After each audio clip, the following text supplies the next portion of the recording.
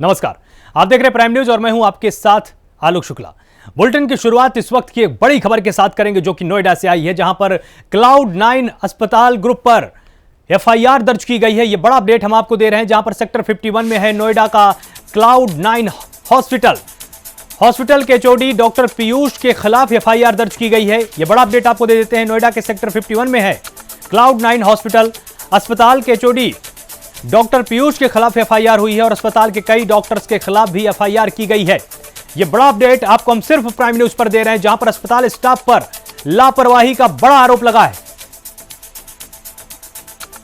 Staff की लापरवाही के चलते महिला की मौत का केस सामने आया है और पैसे न जमा करने पर नवजात को बंधक बनाने का आरोप भी लगाया गया है। कोर्ट के आदेशों पर एफआईआर दर्ज की गई है। यह बड़ा अपडेट हम आपको दे रहे हैं, जहां पर प्रबंधन डॉक्टर अभिनव शर्मा, डॉक्टर अभिजीत, डॉक्टर वंदना शर्मा समेत डॉक्टर सेंत्रन महाजन के खिलाफ एफआईआर दर्ज की गई है और न्यायालय के आदेशों पर सेक्टर 39 कोतवाली पुलिस ने सेक्टर 51 स्थित Cloud9 अस्पताल पर एफआईआर दर्ज कराई है। सेक्टर 39 निवासी आदित्य गिनौडिया ने बताया है कि उन्होंने 24 अप्रैल 2020 को उनकी पत्नी सुरभि गिनौडिया को प्रसव के लिए सेक्टर 51 स्थित Cloud9 अस्पताल में भर्ती कराया था। भर्ती सामान्य प्रसव से उन्होंने बेटी को जन्म दिया और उनकी पत्नी का स्वास्थ्य बिल्कुल ठीक था, लेकिन शाम के समय स्टाफ ने बताया कि सुरभि की तबीयत ठीक नहीं है, उन्हें रेफर करना होगा। अस्पताल प्रबंधन के कहने पर वो पत्नी को गाजियाबाद के वैशाली स्थित निजी अस्पताल लेकर पहुंचते हैं, जहां चिकित्सकों ने उनको मृत घोषित कर दिया। आरोप है कि Cloud9 अस्पताल के स्टाफ की लापरवाही के चलते उनकी पत्नी की मौत हुई है। उन्होंने इस पूरी खबर पर और अधिक जानकारी के लिए हमारे साथ संवाददाता विजय गौड़ जुड़े हुए हैं। विजय, सबसे पहले समझना चाहेंगे पूरा मामला क्या है? जी, मैं बता दूं कि लॉकडाउन का समय की घटना है, 24 अप्रैल की घटना है, जब जो गंगरी अपनी पत्नी को लेके सेक्टर 51 के Cloud9 अस्पताल में भर्ती कराते, वहीं उनके सही समय पर उनकी बेटी का जन्म होता है। और अगर बात की जाए उनकी वाइफ, तो उनकी वाइफ भी साल के साल बिल्कुल ठीक थी, पर अचानक से शाम को ऐसी एक जानकारी मिलती है अस्पताल की तरफ से कि आपकी पत्नी का कोई ऑपरेशन कर दिया है। तो उनका ये कहना था कि पत्नी का हमारा ऑपरेशन किया था, तो इसकी जानकारी हमें क्यों नहीं दी आपने। तो मामला इतना बिगड़ चुका था कि नहीं, हमारे यहाँ पे इलाज नहीं हो पाएगा। तो सर कह सकते हैं कि इस अस्पताल की सबसे बड़ी लापरवाही रही थी, जिसकी वाइफ थी उसको जहाँ भी उन्होंने जानकारी आने थी ऑपरेशन कर रहे, वहीं फिर उन्होंने दूसरे अस्पताल में ले गए, जहाँ पे ले जाते समय भी उनकी मौके पर मृत्यु हो गई। तो साफ कह सकते हैं कि जो पीड़ित परिवार ने साफ आरोप लगा रखा है कि जो हमारी पत्नी के मृत्यु कारण है ये हॉस्पिटल है। जी जी, तो मामला पहले पुलिस के थानों की चक्कर काटता रहा, लेकिन जब वहां पर न्याय नहीं मिला तो इसके बाद ये जो पीड़ित हैं इन्होंने फिर न्यायालय का दरवाजा खटखटाया, कुछ ऐसा है मामला? जी, लगातार इन्होंने अपनी शिकायत भी नोएडा सीएमओ को दी, डीएम को दी, आला अधिकारी को दी। उसके बाद भी इनकी जो शिकायत किसी ने दर्ज नहीं करी। तो कह सकते जो हॉस्पिटल के जो मालिक है उनके बड़े रसूख थे, इन्हीं कारणों से उनके पर आज कोर्ट के न्यायालय से मुकदमा दर्ज हुआ है। विजय, हमारे साथ पीड़ित भी इस वक्त जुड़े हुए हैं, उनके पास हम सीधे चलते हैं। सबसे पहले हम आपसे समझना चाहेंगे कि आपकी मुख्य शिकायत यहाँ पर क्या है और किस तरह की नाइंसाफी आपके साथ हुई है? Hello ji, thank you for taking me ji. It is a culpable homicide case. I lost my wife just due to the culpable homicide recklessness of the doctors. जी, ये 24 अप्रैल का है। मैं पिछले 9 महीने से मैं अपनी कंसल्टिंग लीड डॉक्टर वंदना श्री शर्मा, जो कि सेक्टर 41 की है, आई फॉलो इंस्ट्रक्शन, उनका जो भी सुपरविजन था, आई strictly follow all the guideline जो भी था। But at the time of delivery ये सी सेक्शन था, इन्होंने जबरदस्ती फोर्सअप किया, she took my consent, nor मुझे इन्फॉर्म किया गया और फिर झूठ का सहारा लेके मृत शरीर को दूसरे अस्पताल शिफ्ट किया गया। जहां मैक्स हॉस्पिटल पहुंचते इंस्टेंटली डॉक्टर ने डिक्लेयर कर दिया शी इज नो मोर, ये तो डेथ हो चुकी बहुत पहले ही। अगर ये मुझे बता देते मैं डेड बॉडी क्यों लेके जाता दूसरे अस्पताल? जी जी, तो मतलब आपका यह कहना है कि उसी अस्पताल में इनकी मृत्यु हो चुकी थी, लेकिन उसके बावजूद आपको गुमराह किया गया? जी जी जी जी। तो आदित्य, जब आपने ये बात वहां पर आपने पुलिस थाने में इसके बाद आपने संपर्क किया होगा, तब पुलिस वालों का क्या कहना था? जी मैं 24 से लगातार मैं पुलिस के उसमें था। 2 जुलाई को मैंने सबसे पहले केस रजिस्टर्ड किया कॉमर्सेट ऑफिस, वहां से अंकुर अग्रवाल जी जो है उनके पास मेरा केस गया। He was continuously calling. जी ठीक है आदित्य, आपके वकील भी हमारे साथ जुड़े हुए हैं, संतोष कुमार बंसल, उनके पास भी चलते हैं। संतोष जी, जिस तरह से ये पूरा का पूरा केस हुआ है, इसमें हम आपसे बिंदुवार समझना चाहेंगे कि इस केस में किस तरह की नाइंसाफी हुई है। नाइंसाफी ये हुई कि सबसे पहले ये लोग गए एसीपी के पास। एसीपी महोदय अंकुर अग्रवाल जी ने इन्हें कम से कम 2 महीने घुमाया। 2 महीने घुमाने के बाद कभी तो हम नोटिस मिल रहे हैं, कभी हॉस्पिटल को नोटिस मिल रहे हैं। तो हॉस्पिटल को नोटिस भेजने के बाद हॉस्पिटल का कोई रिप्लाई नहीं आया। तो हॉस्पिटल का कोई रिप्लाई नहीं आया, उसके बाद अंकुर अग्रवाल जी ने बताया कोई भी एक्शन नहीं की। डेट आफ्टर हमने उसके बाद हमने जो है इनकी 156 दिन मूव की। 156 दिन में जब इनकी एक जांच हुई, सीजीएम साहब ने जांच की और इनका एक पैनल गठित हुआ। पैनल में कंडीशन हुई कि पैनल की रिपोर्ट बड़ा क्लियर है। पैनल में जो डॉक्टर्स ने इन्हें बताया कि जो क्लाउड9 की रिपोर्ट थी और जो पैनल की ऑब्जर्वेशन थी, that is very contradictory. Panel ने ये पाया कि इनका जो है उन्होंने बताया कि अटैक हुआ, उन्हें कार्डियक अरेस्ट हुआ और कार्डियक अरेस्ट बिफोर डिलीवरी हुआ एंड आफ्टर डिलीवरी हुआ। तो पैनल की रिपोर्ट बड़ा क्लियर थी। उन्होंने बताया कि इसे प्रीवियसली कोई बीपी से रिलेटेड कोई प्रॉब्लम ही नहीं थी। तो कार्डियक अरेस्ट होने का मतलब ही नहीं। जी, तो इसमें संतोष जी ये भी तो देखने वाली बात है कि कार्डियक अरेस्ट अगर हुआ है तो कार्डियक अरेस्ट इतना जानलेवा नहीं होता है और उसका दर्द तो बहुत पहले से मालूम पड़ जाता है।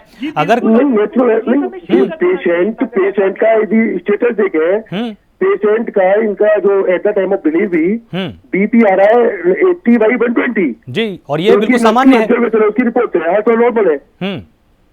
और उसके बाद ये कहने कार्डियक अरेस्ट हो गया, तो हाउ इज पॉसिबल? जी, तो मतलब जब आपने ये बात वहां पर डॉक्टरों के पैनल के सामने रखी होगी। नहीं, उसके बाद तो दूसरा बताए, उसके बाद जब शाम को पता चली कि उन्होंने उसे ब्लड भी चढ़ाया।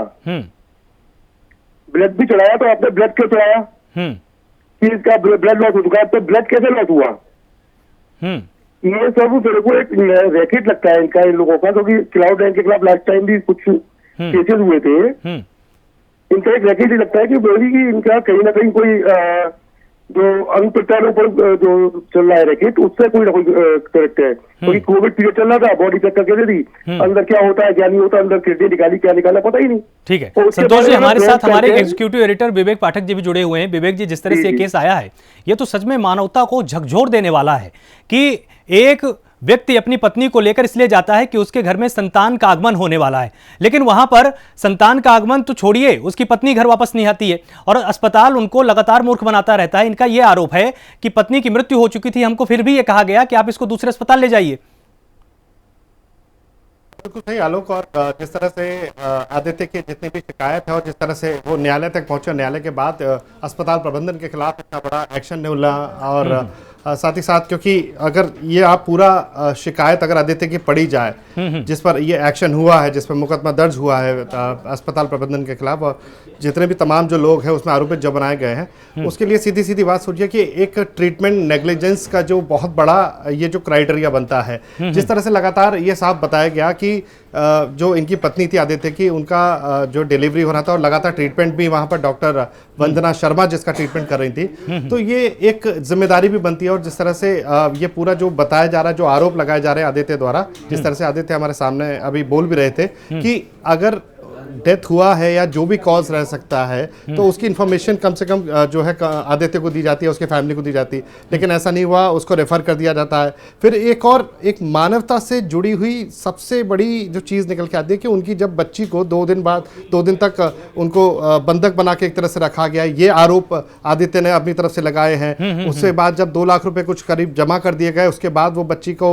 दिया गया और साथ ही साथ जो केस फाइल थी वो उनको दिया गया। उसके बाद जो खुलासे जिस तरह से आदित्य ने अपनी तरफ से बताए हैं और लगाए हैं और जिस तरह से शिकायत में बस जो है सामने निकल के आए हैं, देखिए सबसे बड़ी बात यह है कि जब इस तरह का ट्रीटमेंट पॉलिसी होती है तो कम से कम कोई डिसीजन लेना है तो फैमिली का जो भी या अगर पति है या पिता है तो किसी भी जो स्थिति में उनसे वो कंसेंट रखा जाना चाह। बिल्कुल। अच्छा, सबसे महत्वपूर्ण बात ये लेके आती है कि आजकल जितने भी निजी अस्पताल है यहाँ पर ट्रांसपेरेंसी का एक नया वोकल है। यहाँ पर कोई ट्रीटमेंट पॉलिसी आप करते हैं तो उसके बारे में आप परिवार से और डॉक्टर से कंसल्टेशन साथ साथ चलता है। लेकिन सबसे बड़ी बात यह है कि इस पूरी तहरीर को आप देखेंगे, आदित्य से मैं पूछना चाहूंगा, आदित्य आप जिस तरह से इस पूरी शिकायत में आपने बोला है कि आपको ये शक है कि उनकी किडनी तक जो है शायद निकाल ली गई थी, क्या किस तरह से आपको ये महसूस होता है? कि आप 2 से 3 आप 2 बजे ओटी में ले गए, 5 बजे तक आपने ओटी में क्या किया? आप मेरे पास इस समय डेथ सर्टिफिकेट है मैक्स हॉस्पिटल का, आप उसमें टाइम ऑफ एडमिशन और उनका डिक्लेयर्ड डेथ टाइमिंग देखेंगे, इट्स ओनली 30 मिनट डिफरेंस की। तब तक उसको एम्बुलेंस से उतारे लेके गए, तुरंत उन्होंने इंस्टेंटली डिक्लेयर कर दिया कि इस बहुत पहले मर चुकी है। ओके, तो इसके बारे में आपने सवाल जब उठाए अस्पताल प्रबंधन से और डॉक्टर वंदना शर्मा से, अगर इस बात करें तो उनकी तरफ से क्या बात रखी गई अपनी इस पूरी बात पर? उनकी तरफ से वो कहते हैं आज के डेट में कि एमनियोटिक एम्बोलिज्म की चलते ये था। अगर ये बात थी तो मैं उनसे ये सवाल करता हूँ, ये आपने डिस्चार्ज समरी तो मैंने आपने दिया है उसमें मेंशन क्यों नहीं किया? Why didn't you mention this very particular word? अगर आप बायोलॉजिकल टर्मिनोलॉजी यूज करते हैं, medical you are professionally equipped, तो आप ये बात उस दिन क्यों नहीं बताते हैं मुझे? मैं 2 ही बजे उसको लेके जाता, मैं क्यों 5 बजे तक वेट करूंगा? सिंस आई नो कि आपके पास मल्टी स्पेशलिटी है, नहीं है, ब्लड बैंक नहीं है, 2 बजे उसका ब्लड उसकी बॉडी से उनकी खुद के whatever every वर्ड में जो बोल रहा हूँ ऑन एविडेंस मेरे पास रिकॉर्ड है हर एक शब्द। वो 2 बजे उसके शरीर से 4 लीटर बॉडी निकल जाता है। एक ह्यूमन बॉडी में इंडिया में नॉर्मली फीमेल लेडी में 5 लीटर ब्लड होता है, 4 लीटर ब्लड 2 बजे निकल जाता है। 4 बजे वो लोग, फिर 2 घंटे बाद बॉडी बिना ब्लड के रहती है, क्या वो सर्वाइव करेगी? आप बताइए। 4 बजे वो ब्लड ट्रांसफ्यूजन करते हैं, which proves to be very unsuccessful. हर तरफ से उसे मारा गया है। तो आदित्य उसका अगर 1:30 बजे मैंने उनको 12:30 पे मैंने डॉक्टर वंदना के सीसीटीवी फुटेज आप निकलवा लीजिए, इफ आई एम लाइंग, मैंने उनको कंसेंट दिया कि आप एपिड्यूरल एनेस्थीसिया दीजिए, उन्होंने क्यों नहीं दिया? सिंस वो पेन वो नहीं ले पा रही थी, as a medical practitioner she has to take a call. ये बात आपकी तरफ से सबक रखी गई थी, क्यों उन्होंने जबरदस्ती नॉर्मल डिलीवरी की? And on top of that in सबके ऊपर फोर्सेप्स से डिलीवरी की गई, नीदर मेरा कंसेंट लिया गया ना मुझे इन्फॉर्म किया गया। It is a violation of chapter 3 duty of doctor medical council of India. सारे नेशनल इंटरनेशनल प्रोटोकॉल गाइडलाइन को इन्होंने WCI medical council of India, WHO सबको इन्होंने वायलेट किया है। तो आखिरकार आपकी तरफ से जो अस्पताल से जब ये बात की गई होगी तो उनकी तरफ से क्या रिएक्शन था आपकी शिकायत के बाद में? सर कोई नहीं था, वो तो केस ही नहीं की ना अंकुर अग्रवाल जी। तब मैंने कमेंसट्रेट में 2 जुलाई को अपनी एप्लीकेशन मूव ऑन की मैंने, तो वो लोग हर संडे को मुझे बुलाते थे, उनकी तरफ से कोई भी नहीं आता था। जी, लेकिन यहाँ पर आदित्य एक यहाँ पर प्रश्न ये भी खड़ा होता है कि जब आपको इस चीज का शक है कि उनकी किडनी तक निकाली गई, तो जब आपने पोस्टमार्टम कराई होगी, क्या उस रिपोर्ट में ये साफ हुआ है? पोस्टमार्टम कैसे कराते? क्योंकि नेक्स्ट डे तब 25 को हम क्रिमेशन करके निगम बोध घाट दिल्ली में हमने क्रिमेशन किया 2 बजे। उसके बाद हम सीधा अस्पताल पहुंचे और तब हमने अपनी बेटी को डिस्चार्ज कराया। तो पहले तो उन्होंने 2 से 6 बजे तक मुझे बैठाए रखा कि आप इतना पूरा 2.25 लाख पेमेंट करिए। आई शो माई इनेबिलिटी कि मैं एक एवरेज मिडिल क्लास फैमिली से हूँ, मेरी वाइफ की कोई इंश्योर्ड नहीं है, मैं नहीं दे सकता। तो इन्होंने 2.5 लाख किया, फिर 2.25 लाख किया, तब लाके लास्ट में 2 लाख पे सेटल हुआ। वो भी मैंने बोरो करके अपने रिलेटिव से दिया। तो मैं 6 बजे लेके आया, फिर मैंने रेगुलर फॉलो किया, चेस किया मैंने डॉक्यूमेंटेशन का, मेडिकल रिकॉर्ड को। तो 13 जून 2020 को तब मैंने आपसे लीगली मैंने I put them on a mail कि I want all medical record. 1 महीना 6 महीना चेस करने के बाद 13 जून 2020 को मेरे पास सारे मेडिकल रिकॉर्ड आए। Because I can not put allegation, मैं किसी पे एलिगेशन, मैं एक एजुकेटेड फैमिली से हूँ, मेरी वाइफ लॉयर थी। तो मैंने तब 13 जून को मैंने पूरा मेडिकल उनका पढ़ा, मैंने एनालिसिस किया, आई कंसल्टेड जाना है डॉक्टर जो मेरी फैमिली में या जो मेरे नोन है। Then I came to the conclusion ये गलत हुआ। अगर मुझे 24 को ही पता चलता कि उसके साथ लेप्रोटॉमी, हिस्टोटॉमी ये सब हुआ है, ब्लड ट्रांसफ्यूजन हुआ है, उसका कोल्ड ब्लड अनाउंस हो गया था, CPR उसको दी जा रही है, 2 बार कार्डियक कर रही है, और ये सब in the absence of a multi disciplinary team कोई भी नहीं है। क्योंकि Cloud9 at the end of the day is not a super speciality hospital ना, उसके पास अपना ब्लड बैंक है। अगर ये सब मुझे उसी, तो मैं बॉडी घर लेके जाता, मैं तो सीधा पोस्टमार्टम पे लेके जाता।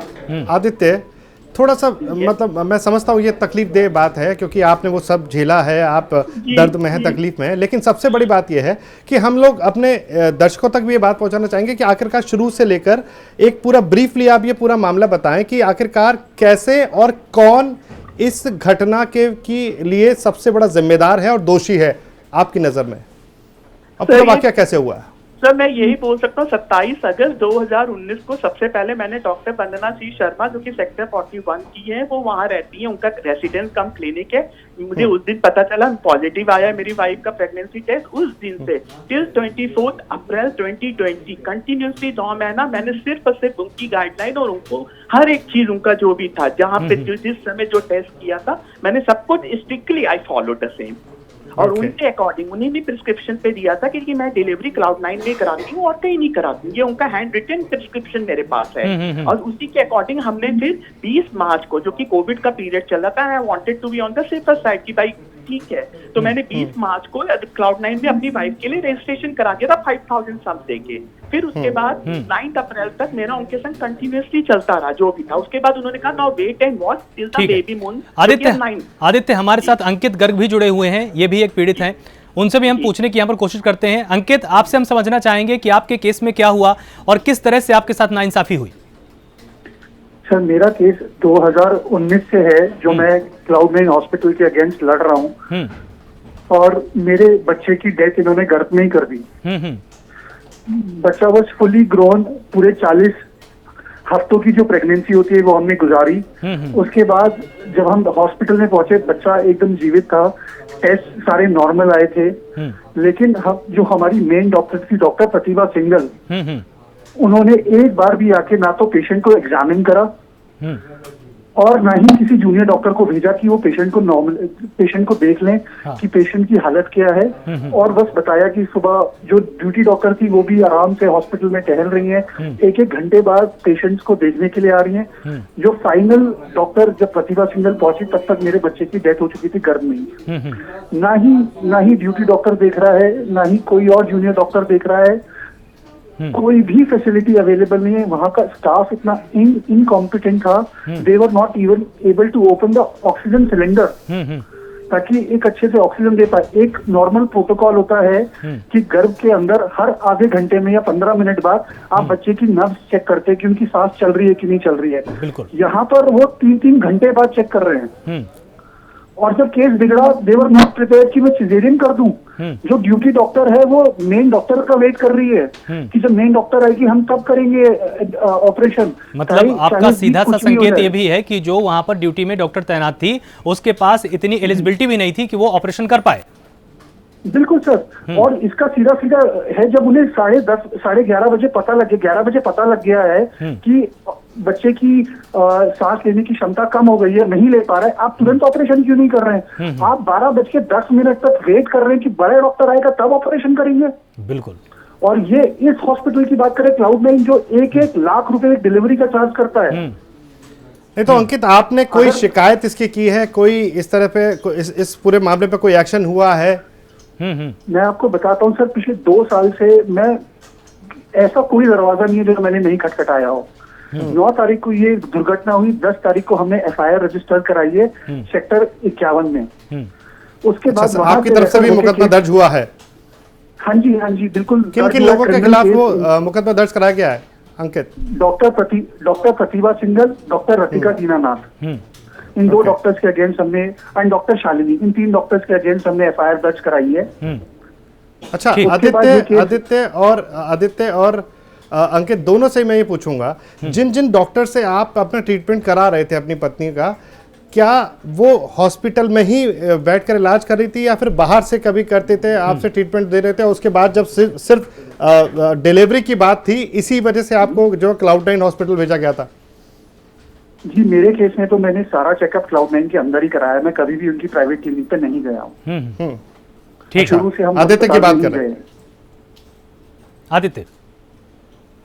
आदित्य अभी हमारे साथ नहीं जुड़े हुए हैं, हमारे साथ हमारी सहयोगी मेघना सचदेवा भी जुड़ी हुई हैं, उनके पास एक बार चलते हैं। मेघना, जिस तरह से Cloud9 का नाम बार बार सामने आ रहा है, हमारे साथ अंकित जुड़े हुए हैं, हमारे साथ आदित्य भी थे, उन्होंने भी बताया कि यहाँ पर एक बार जाने के बाद केस सिर्फ बिगड़ा है, यहाँ पर जीवन बचाया नहीं गया है, और ये तो बहुत बड़ी लापरवाही है अस्पताल की। आदित्य। बिल्कुल आलोक, अगर देखा जाए कोरोना काल के दौरान अस्पतालों की लापरवाही का आलम हमारे सामने आया, जहां पर कोरोना के नाम पर तमाम घोटाले हुए। कई जगहों पर ऐसा हुआ कि मरीज गए अच्छे भले थे लेकिन वापस लौटकर नहीं आए, और ऐसा ही केस यहाँ पर नजर आ रहा है। और सेक्टर 51 में मशहूर Cloud9 अस्पताल ग्रुप है जिसके खिलाफ ये FIR दर्ज हुई है। आलोक, सबसे बड़ी बात कि यहाँ पर एक महिला को एडमिट किया जाता है और सामान्य प्रसव उनका होता है, कोई दिक्कत नहीं होती, बच्चे को जन्म देती हैं, सब खुश होते हैं। लेकिन कुछ ही देर बाद कहा जाता है कि आपकी पत्नी की तबीयत ठीक नहीं है, रेफर कर दिया जाता है। उसके बाद रेफर करने के बाद दूसरे अस्पताल में उन्हें मृत घोषित कर दिया जाता है। यानी कि गड़बड़ी पहले से चल रही थी, सिर्फ पैसे का लेन देन करने के लिए, इस खेल को आगे बढ़ाने के लिए काम किया गया। आलोक, बड़ी बात यह है कि न्यायालय के आदेशों पर सेक्टर 39 कोतवाली पुलिस ने सेक्टर 51 में Cloud9 अस्पताल पर FIR दर्ज कर ली है। सेक्टर 39 के रहने वाले आदित्य, और इन्होंने ये FIR दर्ज कराई है। लेकिन फिलहाल के लिए इस मामले को लेकर बड़ी कार्रवाई करना बेहद जरूरी होगा, क्योंकि सामान्य प्रसव से बच्ची को जन्म दिया तब तक सब कुछ ठीक था। इससे पहले तमाम चेकअप्स कराए गए, सब कुछ ठीक था, लेकिन बड़ी रकम लेने के लिए, बड़ा अमाउंट लेने के लिए लगातार वो खेल करते रहे।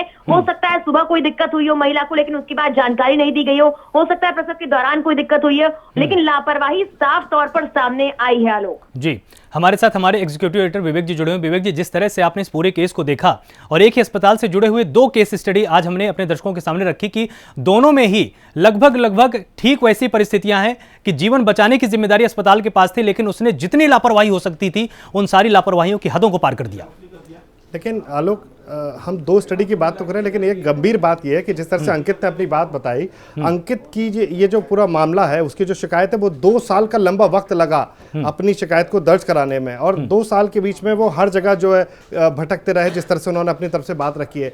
देखिए, इस सवाल को समझना होगा कि ये पूरा कॉकस है कि कई ऐसे हॉस्पिटल्स है, निजी अस्पताल है, जो डॉक्टर्स चाहे वो नए प्रैक्टिस करने के लिए अभी जो अपने क्लिनिक से जो है रेफर करके जो है हॉस्पिटल्स में पेशेंट्स पहुंचा रहे हैं। जिस तरह से आदित्य ने बताया, अंकित ने बताया कि अपनी तरफ से उनकी पत्नी का जो ट्रीटमेंट हुआ है वो तो चलिए हॉस्पिटल में रहा, लेकिन हॉस्पिटल के अलावा भी जो अपने अलग अलग क्लिनिक पे रहते हैं उनका जो ट्रीटमेंट रहता है, उसके बाद में एक अलग कॉकस है कि भैया ठीक है, जितना ज्यादा से ज्यादा मरीज को निचोड़ लिया जाए, बिल्कुल पैसा जितना ले लिया जाए। एक मानवता के जो तौर पर अगर देखा जाए तो डॉक्टर्स को भगवान माना जाता है, लेकिन ऐसा भगवान जब व्यापारी बन जाए और व्यापारी के तौर पर सिर्फ अपना फायदा देखे, मुनाफा देखे, तो ये लापरवाही के साथ साथ उन मानवीय संवेदनाओं को तोड़ने का भी एक पूरा दूसरा मामला है। और इस पूरे जो पूरा कॉकस है, इसके लिए सरकार को, प्रशासन को सोचना होगा, इस तरह के उदाहरण साबित करने होंगे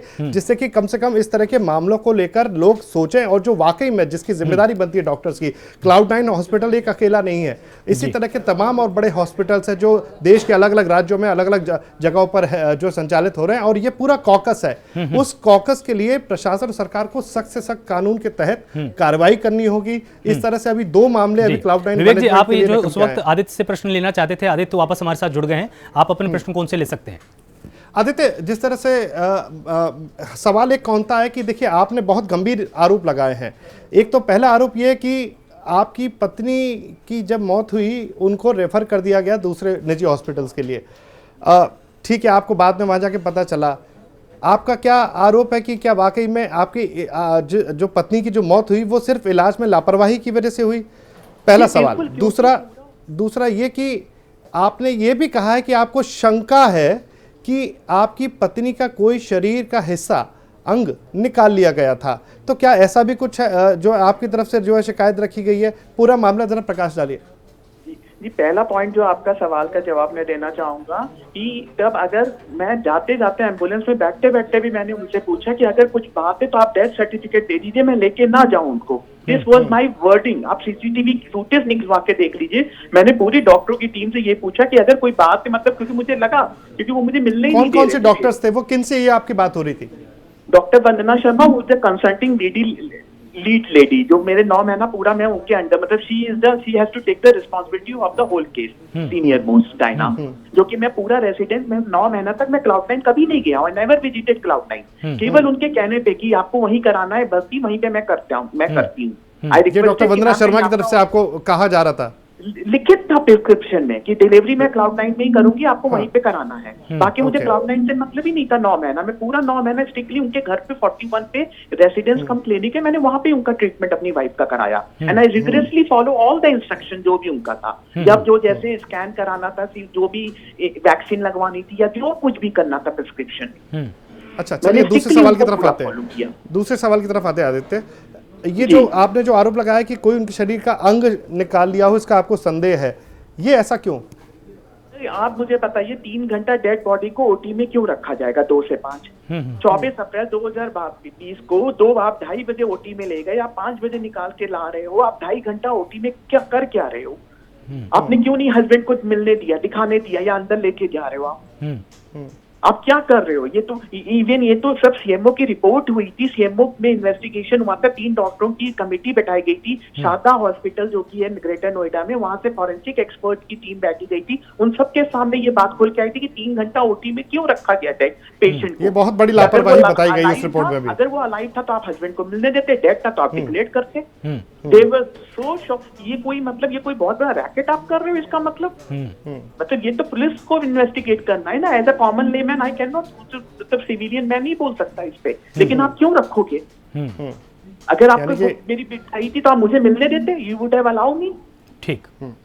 ठीक है विवेक जी, यहाँ पर एक अंतिम प्रश्न मैं आपसे लेना चाहूंगा। यहाँ पर ये समझने की भी जरूरत है कि देखिए, एक तरफ सरकारी अस्पताल है, सरकार है जो कि अगर सरकारी अस्पताल में किसी भी तरह से वहां पर ऑपरेशन कराया जाता है, वहां पर बच्चे को जन्म दिया जाता है, तो सरकार प्रोत्साहन देती है, खाना पीना भी देती है। लेकिन जो निजी अस्पताल है उसमें पहुंचते ही यही इलाज, इसी तरह से प्रसव को वहां पर मेंटेन करना इतना महंगा क्यों हो जाता है? देखिए आलोक, मैंने पहली बार कहा कि जब ये मानवता के तौर पर अगर देखा जाए तो डॉक्टर को भगवान माना जाता है, लेकिन अब यही भगवान अगर व्यापार करने पर तुल जाए तो आप क्या कह सकते हैं? और जो अधिकतर जितने भी निजी अस्पताल चल रहे हैं, आप देखिएगा पैकेजेस वहां बिकते हैं। बिल्कुल। और पैकेजेस में आपको ये पता होगा कि आपको बेडशीट से लेकर तमाम वो जो आप उसमें रहेंगे या खर्चा करेंगे, पानी की बोतल से लेकर सारा आपका उसमें पैकेज में शामिल किया जाता है। बेड आपका कैसा होगा, कमरा आपको कैसे मिलेगा, उसकी उपलब्धता के ऊपर निर्भर रहेगा। लेकिन अगर चलिए ठीक है, अगर कोई वो खर्च करके भी अगर कोई वहां पर उस अस्पताल में अपना इलाज कराने जा रहा है, या अपनी पत्नी की जिस तरह से डिलीवरी करने के लिए आदित्य और अंकित दोनों पहुंचे, लेकिन अगर वो इलाज में भी उतनी गंभीरता नहीं रखी जाए, इतनी बड़ी लापरवाही हो जाए, जिसमें कि आदित्य ने खुद बताया कि सीएमओ लेवल पर जो जांच कमेटी बैठी थी उन्होंने भी इस बात को माना कि कहीं ना कहीं 3 घंटे तक ओटी में बिना किसी कारण के रखना ये बड़ा सवाल खड़ा करता है। और जो संशय और जो सवाल जो उठा है आदित्य की तरफ से, जो उनके एफआईआर में शिकायत में, वो इस संदेह के साथ लाजमी भी लग रहा है कि हो सकता है कि उनकी पत्नी के साथ कुछ गलत किया गया हो। तो ये तमाम सवाल हैं, ये लापरवाही है। और लापरवाही के तौर पे अगर किसी की जान जाती है तो उसके लिए जोखिम की जिम्मेदारी, उसके लिए जिम्मेदार आदमी कौन है, उसके खिलाफ मुकदमा हुआ है या एक्शन होगा, ये प्रशासन को और सरकार को, पुलिस को देखना है। लेकिन सबसे बड़ी बात है कि आम जनता को, दर्शकों को समझना होगा कि अब इस तरह के कॉकस से उनको संभल कर रहना होगा। ठीक है, आप सभी का बहुत बहुत शुक्रिया हमारे साथ जुड़ने के लिए। और इसमें सवाल ये अभी भी खड़ा है कि आखिर अस्पताल प्रबंधन पर कार्रवाई कब होगी और कैसे होगी। आप सभी का बहुत बहुत शुक्रिया प्राइम न्यूज पर जुड़ने के लिए। नमस्कार।